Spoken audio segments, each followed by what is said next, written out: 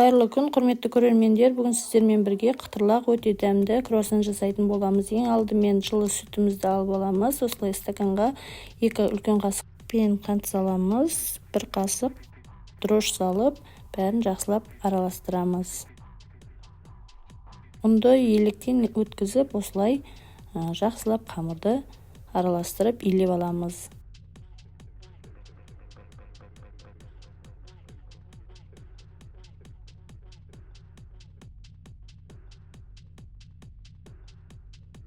Оған азырақ сары май қосамыз. 1 қасықпен сары май қосып, тағы да жақсылап араластырып илейміз. Енді қамырымызды столдың үстіне қойып, осылай мыжғылап, жақсылап иін қандырып илейміз. Осылай қамырымызды домалақтап, оның бетіне пакетпен жауып,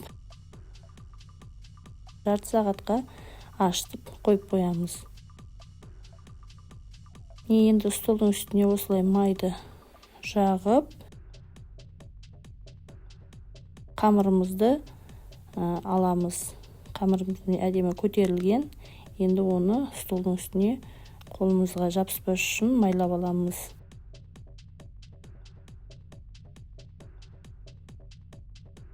Майда бөліктерге бөліп шығамыз.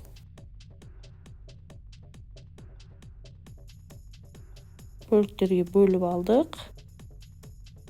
Енді оны домалақтап шығамыз.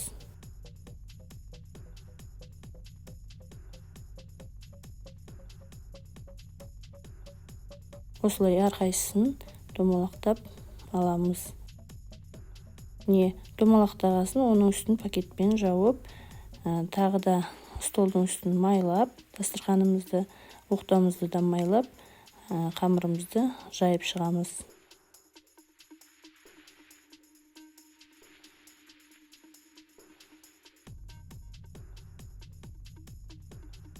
Қамырларды осылай әрқайсысын бөлек-бөлек жайып аламыз.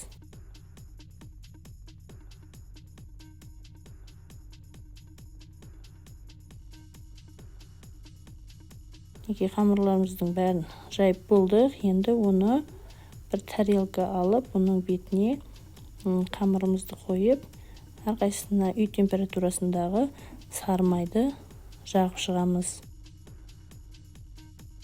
Бір қамырды алып, оның бетіне сары май жағып, тағы да қамырымызды қойып,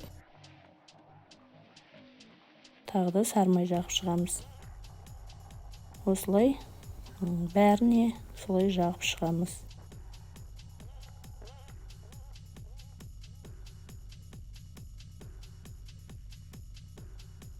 Сонда круассандарымыз қатпарлы болып, әдемі болып шығады. Ең үстіне осылай қамырымызды жаямыз да, оның үстіне пакет қойып, холодильникке 40 минутқа қойып қоямыз. Холодильниктен осылай алдық. Енді столдың үстіне ұн салып, ұнды сеуіп, қамырдың да үстіне осылай ұн сеуеміз де,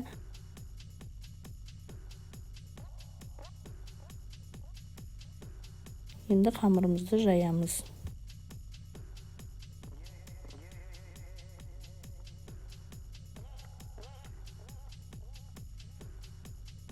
Қамырымызды жайып болдық. Өте жұқа емес, өте қалың емес, орташа етіп жайып аламыз. Енді оны осылайша бөліктерге бөліп шығамыз.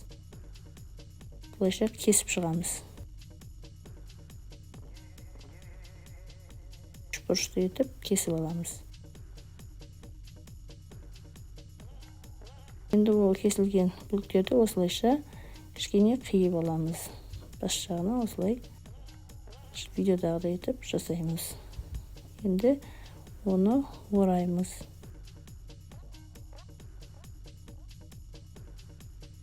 Рогаликтеріміз осылай оралып дайындалады. Құрметті көрермендер, менің каналыма тіркеліп кетуді ұмытпаңыздар.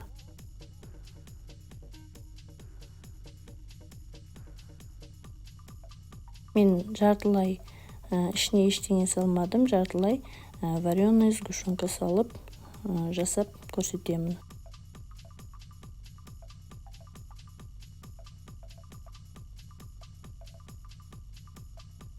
Енді алып, оның үстіне осылай круассандарымызды тізіп шығамыз.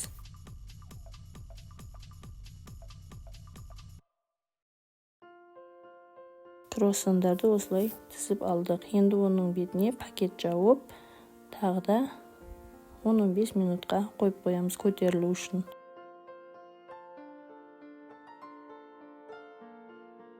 Қамырымыз, рогаликтеріміз көтерілген. Оның бетіне жұмыртқа жағып шығамыз. Жұмыртқаны жағып болғаннан кейін духовкамызды қыздырып алып, 160 градуста 20-30 минут аралығында пісіріп аламыз. Міне біздің қытырлақ круассандарымыз дайын.